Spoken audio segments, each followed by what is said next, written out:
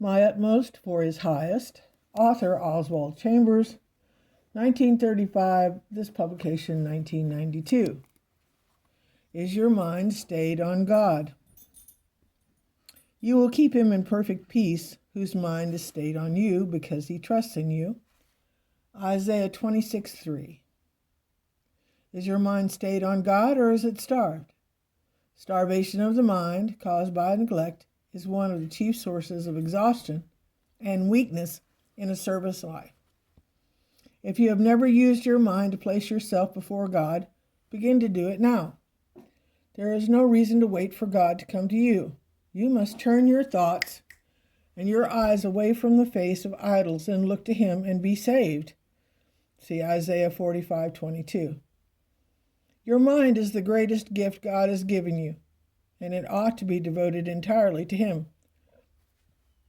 You should seek to be bringing every thought into captivity to the obedience of Christ. 2 Corinthians 10:5.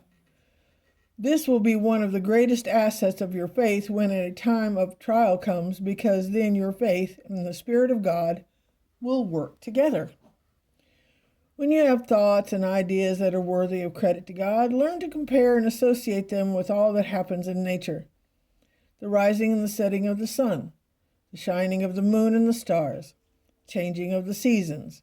You will begin to see that your thoughts are from God as well, and your mind will no longer be at the mercy of your impulsive thinking, but will always be used in service to God.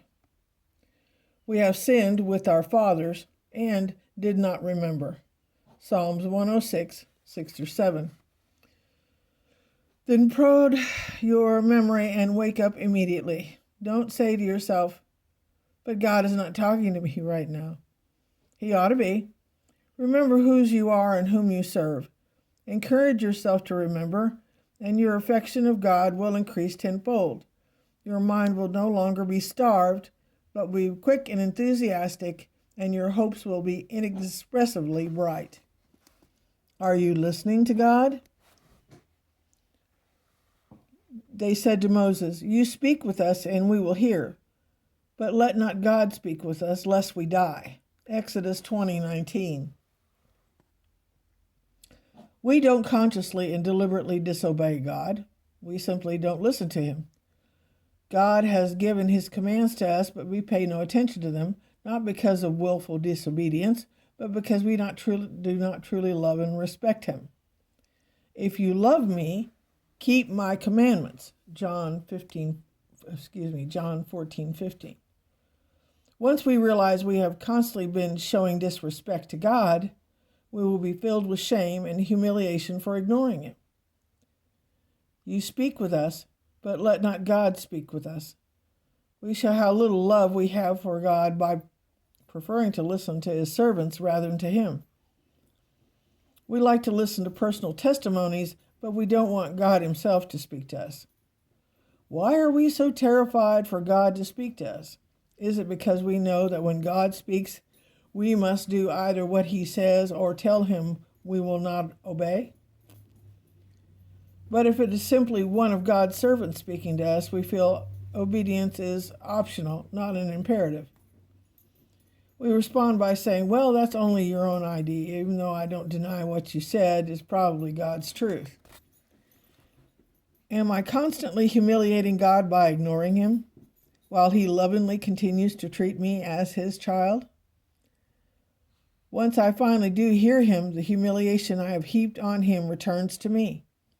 My response then becomes, "Lord, why am I so insensitive and obstinate?" This is always the result once we hear God. But our real delight in finally hearing Him is tempered with the shame we feel for having taken so long to do so. The devotion of hearing. Samuel answered, "Speak, for your servant hears." 1 Samuel 3:10.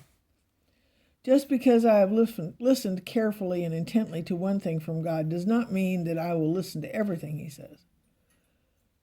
I show God my lack of love and respect to Him by the insensitivity of my heart and mind towards what He says. If I love my friend, I will instinctively understand what he wants. And Jesus said, "You are my friends." John 15:14. Have I disobeyed some commands of my Lord's this week? If I had realized that this was a command of Jesus, I would not have deliberately disobeyed it. But most of us show incredible disrespect to God because we don't even hear him. He might as well have never spoken to us. The goal of my spiritual life is such close identification with Jesus Christ that I always hear God and know that God always hears me. See John 11:41. If I am united with Jesus Christ, I hear God all the time through the devotion of hearing. A flower, a tree, or a servant of God may convey God's message to me. What hinders me from hearing is my attention to other things.